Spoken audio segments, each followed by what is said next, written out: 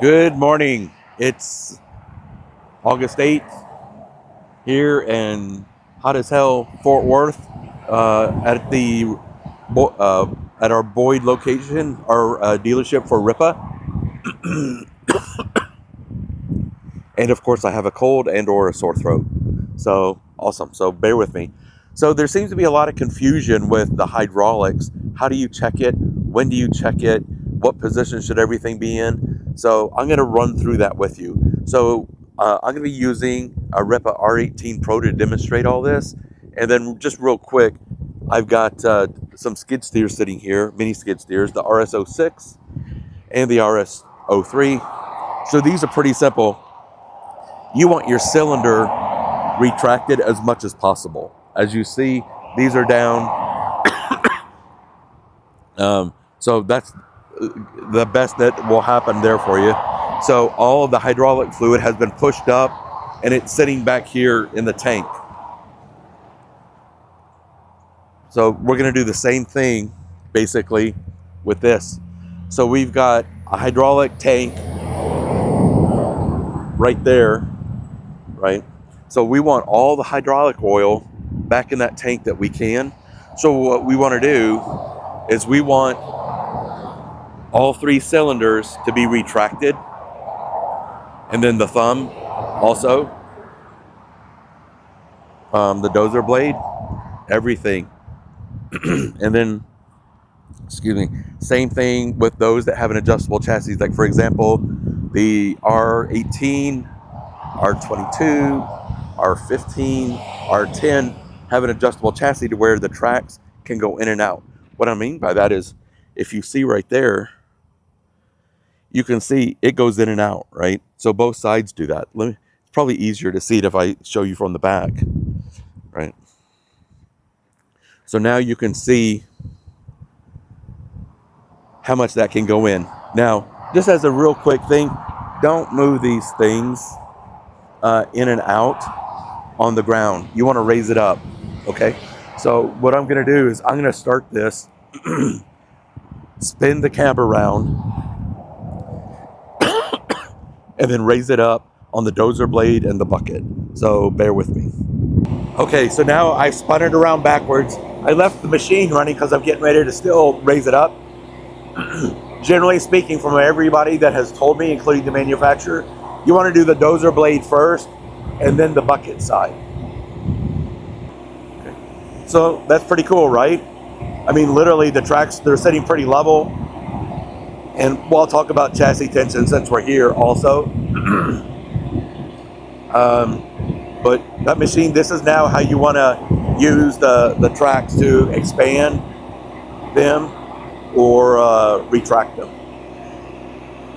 Okay, so the tracks are in, and you can see, I mean, it's a good 5+ inches each side, right? I mean, the actual specs are on our website. You're welcome to go look.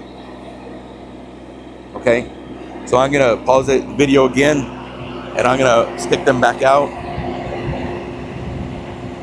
Alrighty, and it's quiet. All right, so now let's talk about let's talk about track tension. And I get it, there's a ton of videos, but people are still asking how and why and all this. So real quick, and I'm not going to show you, but see the two bolts right there? You'll take those off, and then there's a grease zerk fitting, whatever you want to call it. You plug in there, and as you add grease, it expands in here and fills that up with grease, and it pushes this apart. And there's a nut that you can actually tighten up also. The other thing is, if you remove that nut completely, you can pull that completely out and compress it, and grease will just start shooting out of it. And then it's very, very easy to put a track back on. Well, one person can do a track in about 5 minutes. Very easy to do that.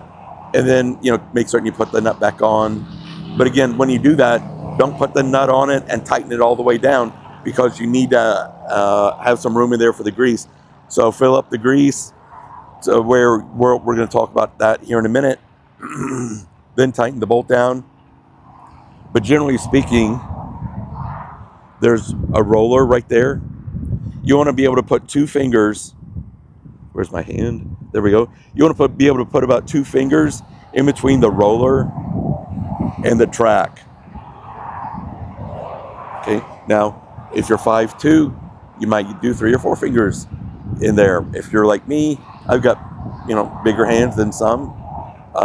You might only be able to do 1. So it really depends upon everything, but you'll know it when you feel it. The other thing is, as you're doing turns, first, don't be in rabbit mode on any of these machines when you're in a turn.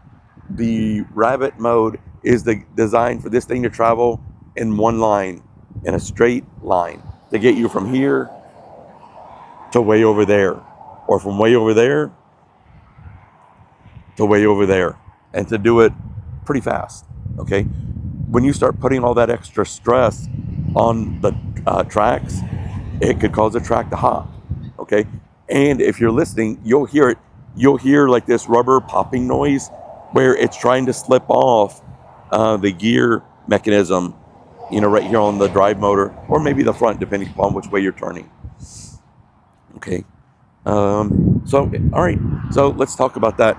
So here, and by the way, these tracks are very heavy. So if you don't have to, you don't want to fool with it. So that's tensioned about right. Let me do this.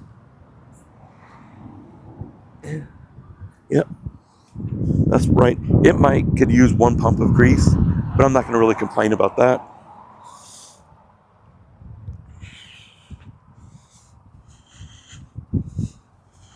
And it's just as bad to have these things over tightened as well, right? And then with these being new machines, as you know, when you start working rubber, it's going to stretch out a little as they're no longer new. So you'll want to check the tension on these every so often to make certain you don't have to deal with a issue when it's in the field and you're getting paid to go get something done.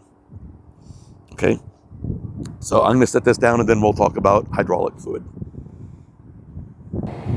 Okay, I've got the machine lowered and sitting here, so now I'm going to get it in position where we can actually start checking the hydraulic fluid. Okay, so if you notice, all the cylinders, well, all right, not the bulldozer blade, but all you guys get it. All the cylinders are retracted as much as possible. Okay, so now we want, I don't know if this will show up. Let me turn the machine off.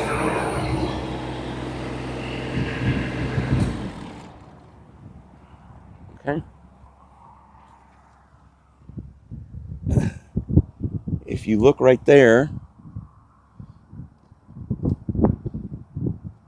bam, right on the red line. So somewhere around that red line is where you want it to be.